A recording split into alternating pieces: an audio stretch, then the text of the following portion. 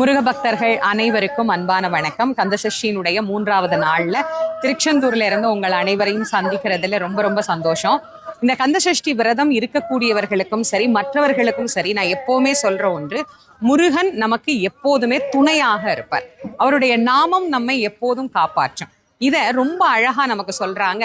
5 முகம் தோன்றில் 6 முகம் தோன்றும், வெஞ்சமரில் அஞ்சேலென வேல் தோன்றும், நெஞ்சில் ஒரு கால் நினைக்கின் 2 காலும் தோன்றும் முருகா என்று ஓதுவார் முன் அப்படிங்கிறாங்க. அப்படின்னா என்ன அர்த்தம்? முருகா என்கின்ற நாமத்தை சொல்ல சொல்ல சொல்ல நமக்கு பயம் அப்படிங்கிறது போயிடும், ஆற்றல் அப்படிங்கிறது அதிகரிக்கும். இது எல்லாருக்குமே பொதுவானது. குறிப்பா இந்த சஷ்டி காலத்துல இதையே சொல்றேன் அப்படின்னா, நிறைய பேர் சஷ்டி விரதம் இருக்கக்கூடியவர்கள் நம்முடைய கமெண்ட்ஸ்ல கூட சொல்றீங்க, கடுமையான விரதம் ஆரம்பிச்சிட்டோமா, ஏன்னா பிரச்சனைகள் கடுமையானது, அதனால இருக்கக்கூடிய விரதமும் கடுமையாக ஆரம்பிச்சிட்டோம், ரொம்ப சோர்வா இருக்கு அப்படின்னு சொல்றீங்க. கவலையே படாதீங்க. 3வது நாள்ல